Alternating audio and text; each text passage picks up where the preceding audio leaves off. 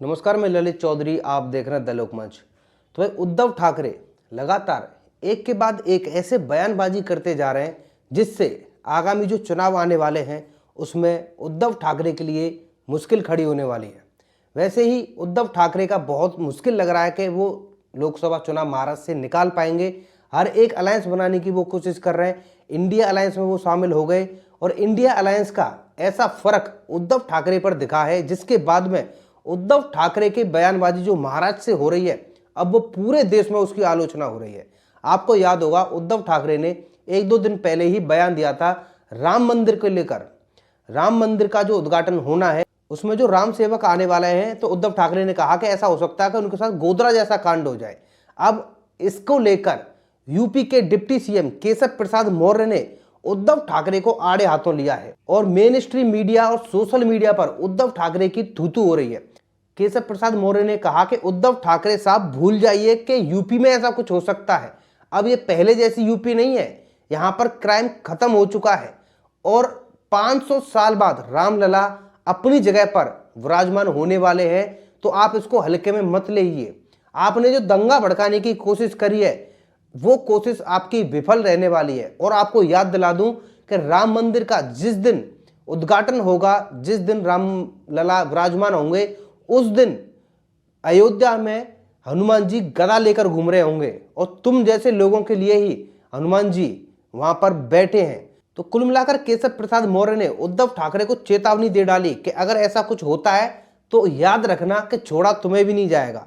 अब इसको लेकर उद्धव ठाकरे के ऊपर कार्रवाई की तैयारियां तेज हो गई हैं, क्योंकि उद्धव ठाकरे का यह बयान कहीं ना कहीं इंडिया अलायंस का एक प्रोपोगंडा साबित होता है कि हर एक नेता इंडिया अलायंस में जो भी पार्टी का नेता घुस रहा है, अब उद्धव ठाकरे की छवि ऐसी नहीं थी, लेकिन ऐसे बयान देने के बाद में उद्धव ठाकरे की छवि ऐसी हो गई है जैसे कि स्टालिन के बेटे ने सनातन धर्म को लेकर बयान दिया था कि सनातन धर्म एक बीमारी की तरह है, इसको खत्म कर देना चाहिए।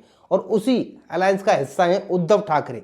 उद्धव ठाकरे की बोल भी लगभग वैसे ही प्रतीत हो रहे हैं कि जैसे मानो इंडिया अलायंस की बैठक में यह तय हुआ हो कि हिंदुत्व और सनातन धर्म पर जितना बोला जाए उतना बोलो।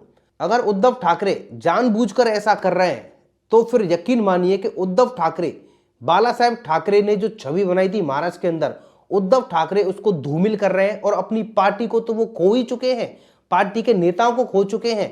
ऐसे में उद्धव ठाकरे को तमाम कार्रवाई का सामना भी करना पड़ेगा और जनता की मार पड़ेगी वो अलग है, क्योंकि लोकसभा चुनाव आने हैं। उसमें जनता से क्या कहोगे कि हमने राम मंदिर को लेकर ऐसा बयान दिया था, हमने प्रभु श्री राम जो कि 500 साल बाद विराजमान होने हैं अयोध्या में, उनको लेकर ऐसा बयान दिया था कि उनके जो सेवक वहां पर आएंगे, जो राम सेवक आएंगे, उनको गोधरा जैसा कांड उनके ऊपर हो सकता है, उनको जलाया जा सकता है। ऐसा प्रोपोगंडा फैलाने की कोशिश उद्धव ठाकरे ने जो की है वो उद्धव ठाकरे के सामने आने वाली है।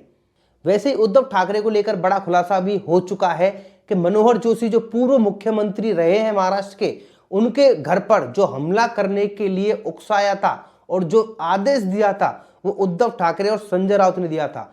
ये खुलासा बकायदा उस व्यक्ति ने किया है, उस नेता ने किया है जो मनोहर जोशी के घर पर लोगों को इकट्ठा करके ले गया था। उसने बकायदा मेन स्ट्रीम मीडिया में आकर यह बयान दिया है कि उद्धव ठाकरे और संजय राउत ही वो व्यक्ति थे। आप लोग अंदाजा लगा सकते हैं, एक तरफ बाला साहेब ठाकरे जो कि राम मंदिर के लिए लड़े, इतने केस उनके ऊपर हुए, ठीक है। आपको याद होगा आपकी अदालत में भी जब बाला साहेब ठाकरे आए थे तो उन्होंने डंके की चोट पर कहा था कि बाबरी मस्जिद को गिराने में उनका पूरा हाथ है, बल्कि हाथ नहीं पैर है। उन्होंने खुली चेतावनी देकर कहा कि जो हो सके कर लो, हाँ ये हमने किया है। अब आप लोग इसी बात से सोच सकते हैं कि उद्धव ठाकरे की बुद्धि किस प्रकार भ्रमित हो चुकी है कि इंडिया अलायंस के चक्कर में उद्धव ठाकरे अपनी पार्टी और अपनी छवि को धूमिल करते जा रहे हैं। फिलहाल उद्धव ठाकरे के ऊपर कार्रवाई को लेकर एक रणनीति बनाई जा रही है कि बाई चांस अगर ऐसा कुछ होता है, खुदा ना खास्ता कोई दंगा ऐसा हो जाए उस दिन, तो उद्धव ठाकरे को इसमें बख्शा नहीं जाए, उद्धव ठाकरे के ऊपर कार्रवाई की जाए। आप लोगों का क्या कहना है इस बारे में, आप हमें कमेंट करके जरूर बता सकते हैं। फिलहाल के लिए वीडियो में इतना ही, मिलते हैं आपसे एक और नई वीडियो में नई खबर के साथ। धन्यवाद।